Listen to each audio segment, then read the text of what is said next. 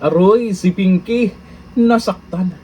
Na-hurts na naman. Ayon dito sa balita ngayon, umiinit ang palitan ng pahayag sa pagitan ni na former Presidential Legal Counsel Attorney Salvador Panelo at Senador Panfilo Lacson kaugnay ng usapin ng posibleng boto ng mga senador sa impeachment case laban kay VP Sara Duterte. O ito na ang nangyari.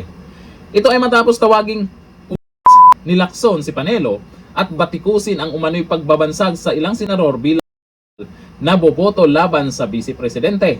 Mga pahayag na sinagot naman ni Panelo sa pamamagitan ng sunod-sunod na maaanghang na komento.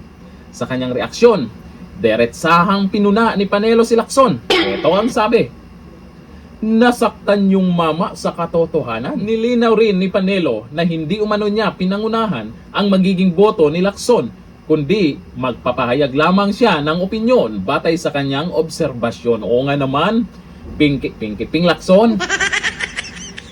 Isang opinyon lamang naman yon. Bakit nahi-hurts ka kaagad? Natural naman sa mga nakaabang dyan sa magiging boto nyo ay magkakaroon din ng opinyon bawat isa kung sino yung boboto, sino yung mga sa tingin namin na boboto pabor sa impeachment kay VP Sara, sino yung hindi. Normal yan, Ping Lacson. Bakit ka nahi-hurts? Ang dami namang nagko-comment dyan Bakit galit na galit ka kay Attorney Panelo? Anong meron sa anak ni Attorney Panelo? Galit ka rin ba?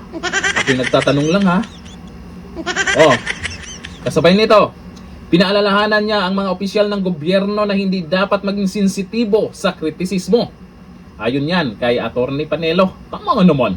Hindi rin pinalampas ni Panelo ang paraan ng pagsagot ni Lacson na anyay may halong personal na atake. Ito ang sabi: kung hindi siya sang-ayon sa aking opinyon, maaari niya itong sabihin, ngunit ang paglalagay ng insulto at personal na atake ay tanda ng kamangmangan, kung hindi man katangahan.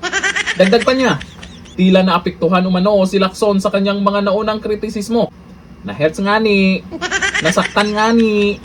Binanggit din ni Panelo ang direksyon ng investigasyon sa ilalim ng komite ni Lacson. Sa huli, nag-iwan ng payo kay Lacson. Ito ang sabi, Pinky, kung hindi niya kayang harapin ang init ng sitwasyon, ayon kay Atty. Panelo yan mas mabuting iwan na lamang niya. Korekong baleleng. Nangyari dito kay Ping Lacson. Alam niyo, sa totoo lang, idol ko dati to Kasi magaling yan. Matigas yan. At magaling sa pagdating sa investigasyon yan. Pero ngayon mukhang nag-iba ng tono Tsaka mukhang sensitibo masyado Nahi-hurts agad sa mga nagbigay ng opinion Normal lang yan, Lacson. Ikaw yung nandyan. Hindi lang naman ikaw yung mga pinuna dyan. Hindi lang naman ikaw yung senador na napapansin dyan.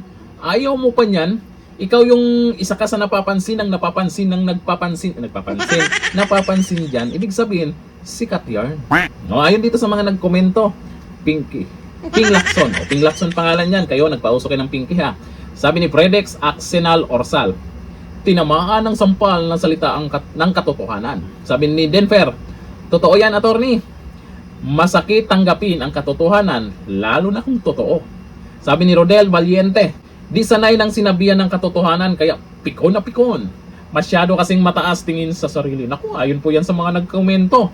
Ping Lacson, hayaan mo na kasi yung mga nagbigay ng opinyon. Bakit mukhang ang init ng dugo mo dito kay Attorney Panelo?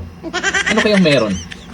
Ping Lacson, totoo kaya na ikaw ay napikon sa mga banat ni Attorney Panelo? O may ibang dahilan? Kasi sa ganitong issue naman, sa mga ganyang sinasabi man, napakarami na pong mga nagko-komento dyan tungkol sa mga senador. Napakababaw yan. Para ikaw'y ma-hurts agad dyan.